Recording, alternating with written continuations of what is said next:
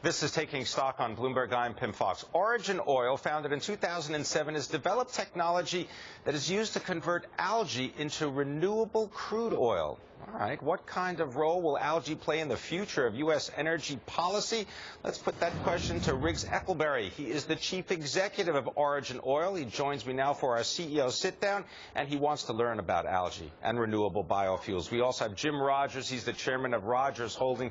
Good to have you with us. Thanks for coming. Explain Riggs, what is this whole thing about turning algae into some kind of biofuel? Well, Pim, first of all, algae is old petroleum. Petroleum is old algae. So let's just settle that right now. Algae and petroleum are the same thing. So what does that mean? It means we can make vast amounts of algae right now in a beneficial way that can be the petroleum of the future. But go ahead, Jim. What does it cost? What does it cost? What does it cost to make a barrel of oil from algae? Well, glad you asked, because we just completed a study that showed with all the new technologies at a proper footprint, you're talking $2.28 per gallon for an algae blended fuel for diesel or gasoline, right there made at the algae plantation. Wait, for a gallon of gasoline, I can go into the gas station, and for $2.20 per gallon, I can fill up my tank. Well, that's the production cost. You got a marketing and distribution cost on top of it, but it's not a lot more. So it really is a profitable way to go. Now, it's competitive, in other words. It's very competitive with oil. Now, Jim, as we were talking about earlier, we're talking about a blend of various fillers with algae.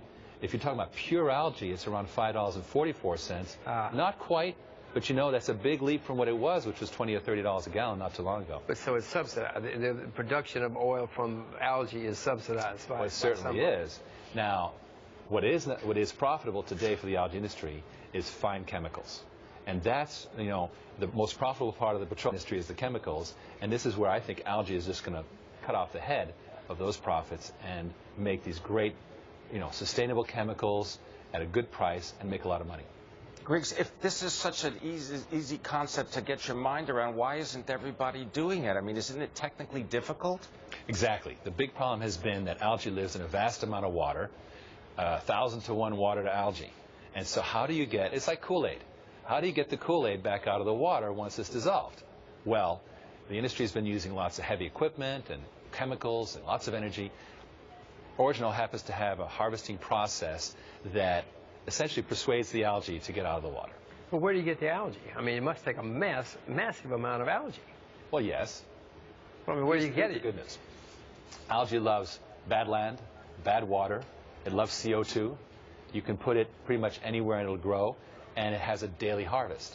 So in terms of actual production per footprint, the Bakken Formation is about 25,000 square miles, right? The Bakken Shale. Yes, sir. Mm-hmm. On that footprint, you could make half the world's petroleum every single day with algae.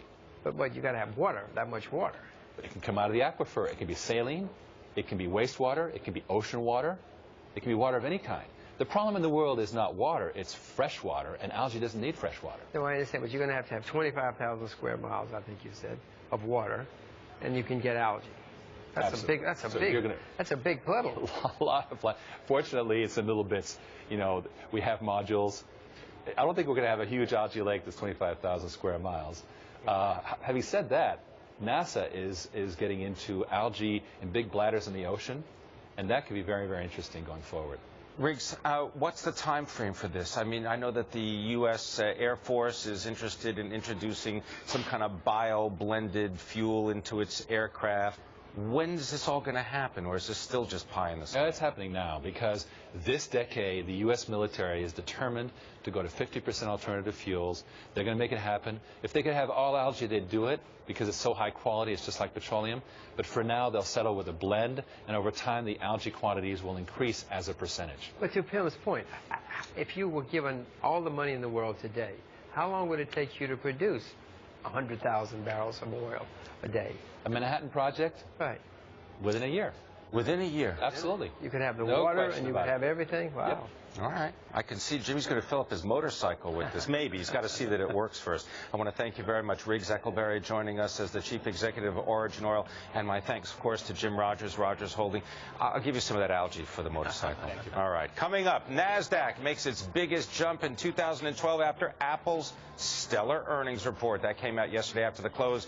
We're going to get the details on Apple from our Bloomberg West team. That's next, right here on Taking Stock.